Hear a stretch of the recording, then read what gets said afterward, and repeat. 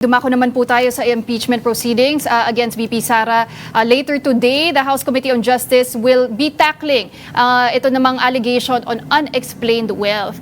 Pero actually, Sir Ronald, sabi ng ilang mga kongresista, meron naman ng probable cause as far as they're concerned, basing pa lang dun sa alleged misuse of confidential funds. So how significant pa rin is today's hearing? And do you think there will be enough votes for this to be transmitted to the Senate for a full-blown trial? Well, una, tama yung sinabi mo, Pauline, na para sa mga kongresista, meron ng probable cause do sa previous hearing ng Justice Committee. Yung testimony ni Madriaga at iba pang mga testimonies sa Justice Committee. Pero, mas importante, itong posibleng lumabas today sa Justice Committee hearing. Dahil dito ay posibleng buksan yung mga bank accounts ni Vice President Sara. If not today, doon sa susunod na hearing sa April 29.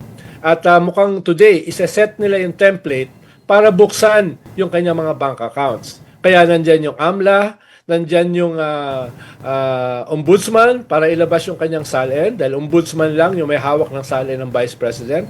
At nandyan yung dati ng whistleblower na naglabas nito several years ago pa sa isang Senate hearing at saka sa mga interviews niya, si Senator Sonny Trillanes. Hindi ko alam kung iimbitahan din dyan si former Deputy Ombudsman Carandang para suportahan yung claims ni Trillanes na merong mga daan-daang milyon sa bank account ni Vice President Sara at ng kanyang asawa. At ito ay nanggaling sa anomalous sources.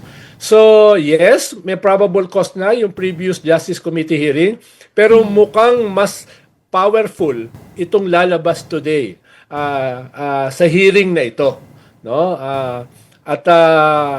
Yung tanong mo kung meron bang numero, ang aking marites ay meron ng 152 na sigurado na boboto to impeach Vice President Sara batay dito sa mga previous hearing.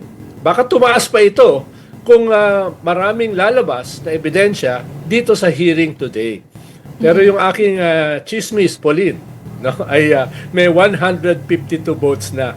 At sinusubukan nilang pataasin pa ito.